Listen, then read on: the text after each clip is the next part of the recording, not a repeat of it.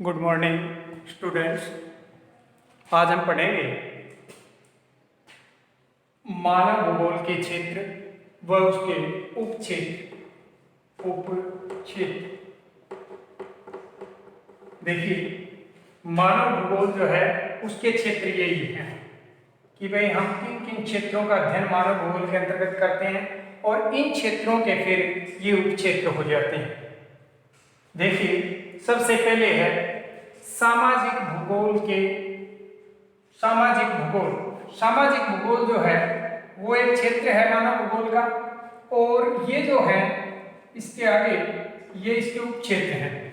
सामाजिक भूगोल के अंतर्गत हम क्या क्या पढ़ते हैं, क्या क्या इसके क्षेत्र हैं, वो आगे दे रखे हैं। देखो यहाँ पर, जैसे सामाजिक भूगोल के अंतर्गत उसके उपक्षेत्र बढ़ेंगे सांस्कृतिक भूगोल, लिंग भूगोल,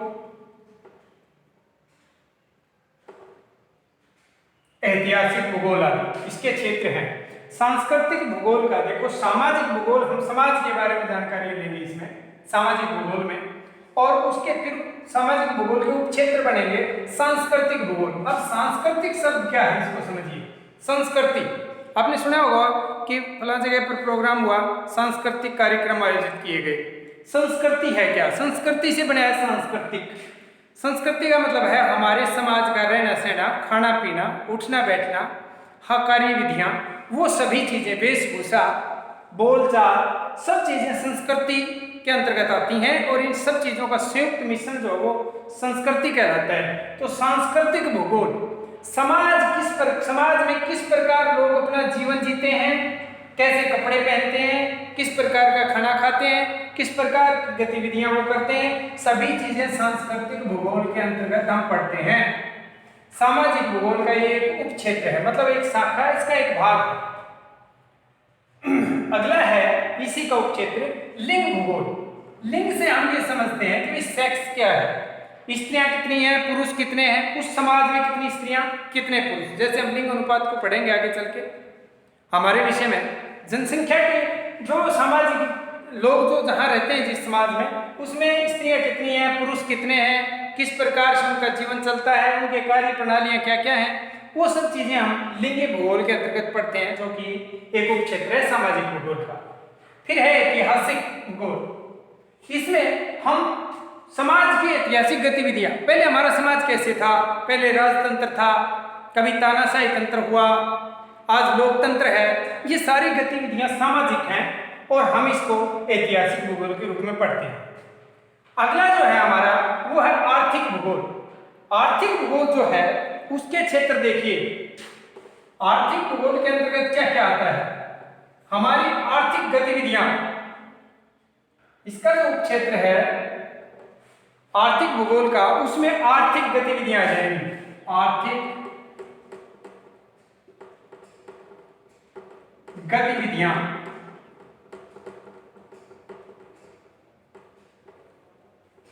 मनुष्य किस प्रकार की गतिविधियां करता है, किस प्रकार से वो अपना जीवन चलाने के लिए कार्य करता है, कौन कौन से कार्य हैं जो व्यक्ति समाज में रहकर के अपने जीवन को चलाने के लिए आर्थिक क्रियाएं करता है। कोई प्राथमिक क्रिया करता है, कोई द्वितीय क्रिया करता है। प्राथमिक क्रिया में खेती बाड़ी है, जमीन से जुड़े हुए कार्य जैसे खनन है, जैसे जंगलों से फल इकट्ठा करना है, ये उसकी क्रियाएं हैं आर्थिक, धन कमाने के लिए की जाने वाली क्रियाएं। आगे हम मनुष्य की क्रियाओं को, आर्थिक क्रियाओं को पढ़ेंगे, तब हम जानेंगे प्राथमिक क्रिया, द्वितीय क्रिया, तृतीय क्रियाकलाप, चतुर्थ क्रियाकलाप, और आजकल तो एक पंचम क्रियाकलाप भी एक अलग से ग्रुप बना दिया गया है, वो डिटेल में बाद में पढ़ेंगे। लेकिन आर्थिक गतिविधियों में हम ये पढ़ते हैं कि कार्य क्या है, जैसे कृषि क्रिया, उद्योग, सेवाएं इसमें आती हैं।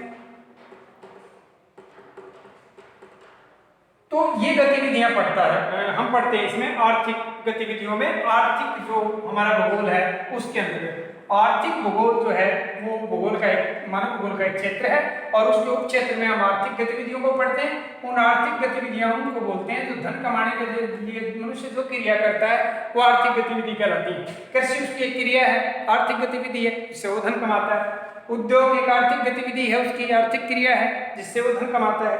सेवाएं भी देता है, जैसे कि डॉक्टर है वो सेवा देता है, इंजीनियर है वो सेवा देता है, अध्यापक है वो सेवा देता है, तो सेवाएं भी इसमें आती हैं।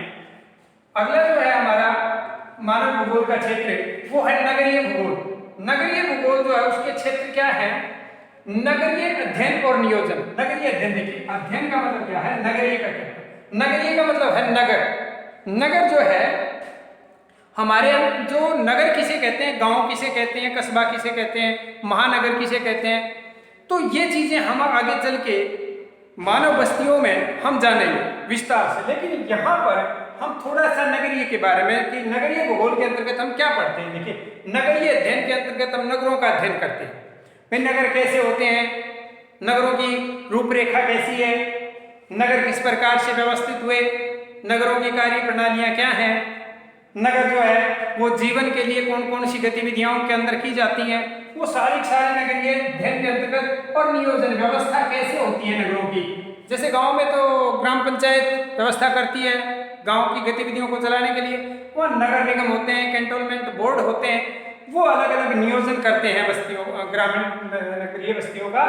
तो इस प्रकार से नगरों का अध्ययन जो करते हैं, नगरीय भूगोल का ये क्षेत्र है, नगरीय अध्ययन और उनका नियोजन। अध्ययन मतलब उनकी जानकारियां जुटाना और नियोजन उनकी व्यवस्था करना। नगर की व्यवस्था किस प्रकार चलती है वो नियोजन है, प्लानिंग है, इसको नियोजन को हम प्लानिंग भी कह सकते हैं, योजना कह सकते हैं, वो इसके अंदर हम करते हैं। अगला है हमारा क्षेत्र मानव भूगोल का आवास भूगोल। आवास भूगोल के क्षेत्र क्या क्या है वो देखिए, नगर और ग्रामीण। आवास का मतलब होता है रहना, रहना सहना। हम पढ़ेंगे आगे, अपने पूरा विस्तार से चैप्टर को करेंगे। इसमें ह्यूमन सेटलमेंट, मानव बस्तियां, उसमें आवास, व्यक्ति कैसे रहता।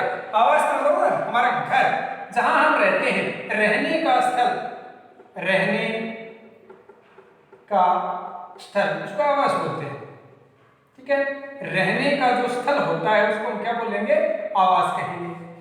तो आवासीय भूगोल में हम क्या पढ़ेंगे, उसको क्षेत्र क्या बना दिया हमने, नगर और ग्रामीण। मनुष्य दो जगह रहता है, कुछ एक व्यक्ति तो गांव में रहते हैं, ग्रामीण जनसंख्या होती है वो, कुछ एक लोग नगरों में रहते हैं, नगरीय। तो हम दोनों का अध्ययन करते हैं। आवासीय भूगोल के उपक्षेत्रों के अंतर्गत नगरीय व्यवस्था का भी अध्ययन करते हैं और ग्रामीण जनसंख्या जो है या ग्रामीण जो बस्तियां हैं उनका भी अध्ययन इसके अंतर किया जाता है कि किस प्रकार से नगर व्यवस्थित होते हैं, किस प्रकार से ग्राम जो है, ग्रामों की स्थितियां निश्चित होती हैं, क्या क्या कार्य प्रणालियां हैं कि वो सब इसके अंतर्गत आता है। नंबर 5 है आपका जनसंख्या भूगोल के उपक्षेत्र। जनसंख्या जो भूगोल है उसके अंतर्गत हम उसके उपक्षेत्र में जनांकी को पढ़ेंगे। जनांकी का क्या मतलब है, जनांकी का मतलब है जन्म से संबंधित गतिविधियां। जनसंख्या कितनी है, उसका घनत्व कितना है। घनत्व से मतलब आप ये समझेंगे कि एक वर्ग किलोमीटर क्षेत्र में कितने लोग रहते हैं, वो उसका घनत्व कहलाएगा। जन्म दर, मृत्यु दर, प्रवास, ये चीजें जनांकी को प्रभावित करती हैं, जनसंख्या प्रभावित होती है इससे। जनसंख्या के अंतर्गत हम जनांकीय गतिविधियां पढ़ते हैं, कितने युवा कितने हैं, वृद्ध कितने हैं और बच्चे कितने हैं, क्रियाशील जनसंख्या कितनी है, आश्रित जनसंख्या कितनी है। तो ये सभी चीजें हम जनांकी के अंतर्गत पढ़ते हैं। जनसंख्या का अध्ययन जनांकी कहलाता है। जनांकी क्या है, जनसंख्या का अध्ययन करना।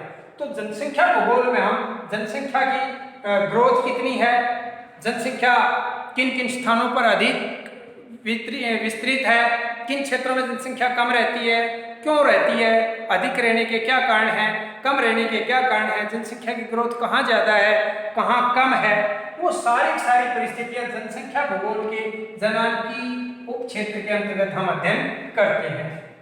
नंबर 6 है राजनीतिक क्षेत्र, जो है इसके उप क्षेत्र हैं राजनीतिक विज्ञान। राजनीतिक गतिविधियां, मानव भूगोल जो है वो सभी विज्ञानों से कुछ ना कुछ अपने विषय में शामिल करके अध्ययन करवाता है, क्योंकि हम पूरी मानव जाति का अध्ययन अपने मानव भूगोल में करते हैं। पृथ्वी के तल पर रह करके हमने परिभाषा शुरुआत में फर्स्ट लेसन जो क्लास ली थी हमने उसमें आपको बताया था कि मानव भूगोल क्या है। परिभाषा इस साफ वर्णित है कि भाई पृथ्वी के धरातल के ऊपर मनुष्य जो क्रिया करता है, पृथ्वी के धरातल के साथ जो अन्य क्रिया मनुष्य करता है वो मानव भूगोल कहलाता है। तो इसमें राजनीतिक जो भूगोल है उसमें राजनीतिक विज्ञान से संबंधित गतिविधियां, किस देश की सीमाएं कहाँ तक हैं, कौन सा देश हमारा पड़ोसी है, किस देश में कौन सी चीजें पैदा होती हैं, राजनीतिक गतिविधियां कैसे चलती हैं, किस देश के साथ हमारी मित्रता है, किस देश के साथ हमारे संबंध अच्छे नहीं हैं, उसका हमारे ऊपर क्या प्रभाव पड़ता है, हमारी इकोनॉमी कैसे प्रभावित होती है, वो सारी गतिविधियां राजनीतिक विज्ञान जो क्षेत्र है राजनीतिक भूगोल का, उसके अंतर्गत हम पढ़ते हैं। तो हम जानेंगे, हमने जाना कि मानव भूगोल उसके क्षेत्र ये हैं: सामाजिक भूगोल, आर्थिक भूगोल, नगरीय भूगोल, आवास भूगोल, जनसंख्या भूगोल, राजनीतिक भूगोल। इनके उप क्षेत्र ये हैं, इनका अध्ययन हम करते हैं इन भूगोल के अंतर्गत, और मानव भूगोल के अंतर्गत ये पार्ट है।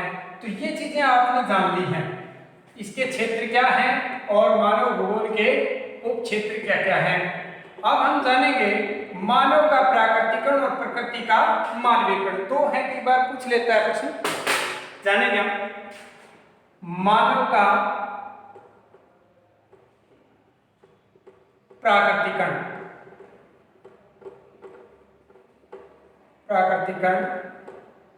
ये क्या होता है, हम जानेंगे इसको। मानव का प्राकृतिकरण, देखिए मानव मनुष्य है, प्राकृतिक गतिविधियां, प्राकृतिक वातावरण मैंने बताया था आपको, पेड़ पौधे, पवन, हवा, जल, प्रकाश, धरातल, पठार, पर्वत, नदियां, ये सभी भौतिक गतिविधियां हैं। तो प्राकृतिक गतिविधियां हैं, प्राकृतिक वातावरण और मानव का प्रकृति के अनुसार बदल जाना मानव का प्राकृतिकरण कहलाता है।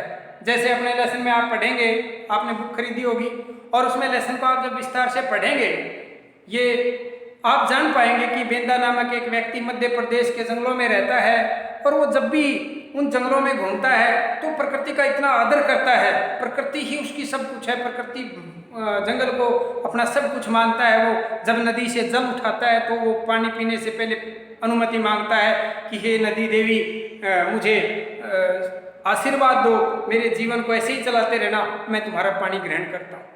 रात को जब प्रकाश निकलता, सूर्य की किरणें, सुबह सुबह जब सूर्य की किरणें गिरती हैं पृथ्वी पर तो सूर्य को देवता मानता है, तो प्रकृति के अनुसार जीता है। रात को अंधेरा होता है तो चंद्रमा निकलता है तो उसकी चांदनी में वो अपने जीवन को अच्छी तरह से चलाता है और चंद्रमा को देवता मानता है। तो मानव का प्रकृति के अनुसार बदल जाना क्या कहलाता है? मानव का प्राकृतिकरण कहलाता है।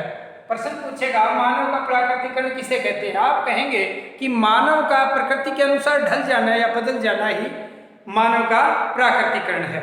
दूसरा प्रश्न पड़ता है इसमें अपना, प्रकृति का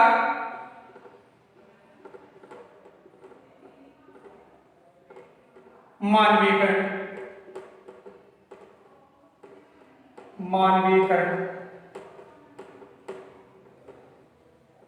देखिए प्रकृति का मानवीकरण में क्या है, ये इससे विपरीत है। प्रकृति का मानव के अनुसार बदल जाना, हमने ये पढ़ा भी था कि भाई किस प्रकार प्रकृति मानव के हिसाब से बदल जाती है। मनुष्य ने अपनी बुद्धि संभववाद में हमने ये पढ़ा था।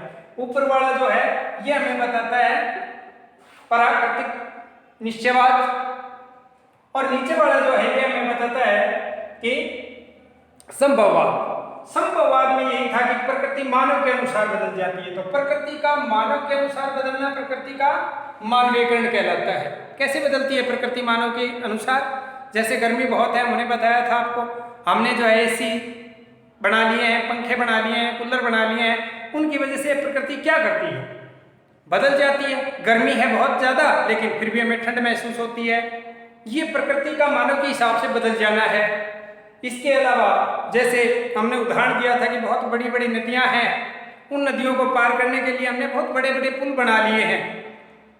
वो बंदिशें थी, प्रकृति मानव के हिसाब से बदल गई। पानी के ऊपर से हम नहीं जा सकते लेकिन पुल बना करके हम आराम से ऊपर से जा रहे हैं। ये क्या है? हम उड़ नहीं सकते लेकिन प्रकृति का मानवीकरण हमने कैसे कर लिया? हमने विमान बना लिए, उनके द्वारा हम उड़ सकते हैं। प्रकृति को हमने अपने हिसाब से बदल लिया। प्रकृति का मानव के हिसाब से परिवर्तन होना, बदलना प्रकृति का मानवीकरण कहलाता है। बहुत सारे ऐसे उदाहरण आप अपने लेसन पढ़ेंगे तो आप जानेंगे कि कोई एक व्यक्ति है, वो नॉर्वे में नौकरी करता है, वहाँ ठंड बहुत रहती है, वहाँ पर वो फल नहीं मिलते जैसे केला है, प्याज है, बेर है, ये नहीं मिलते वहाँ, क्योंकि ये गर्म इलाकों में पैदा होने वाली चीजें हैं, फल और सब्जियां, लेकिन वो वहाँ रह करके भी उनको प्राप्त कर रहा है। कारण है मोटर व्हीकल हमने ईजाद कर लिए हैं ठंडे इलाकों में, उसका टेम्परेचर जो है उस देश का बहुत ज़्यादा नीचे रहता है, 8-10 महीने बर्फ जमी रहती है, फिर भी वो अपने ग्लास हाउस के उस घर में और टेम्परेचर को कंट्रोल करके रहता है। अंधेरी रात में लाइटें हमने इतनी विकसित कर ली अपने मोटर व्हीकल की कि हम अंधेरे में रास्ता तय कर लेते हैं, किसी प्रकार की दिक्कतें हमें नहीं आती। तो ये क्या है, प्रकृति का मनुष्य के अनुसार बदलना ही प्रकृति का मानवीकरण और मानव का प्रकृति के अनुसार चलना ही मानव का प्राकृतिकरण कहलाता है। तो आज हमने जाना मानव भूगोल के क्षेत्र, उसके उप क्षेत्र, मानव का प्राकृतिकरण और प्रकृति का मानवीकरण। ये इतना काम आज हम करेंगे, बाकी क्लासें आपकी रेगुलर रहेंगी। बाकी कल। धन्यवाद।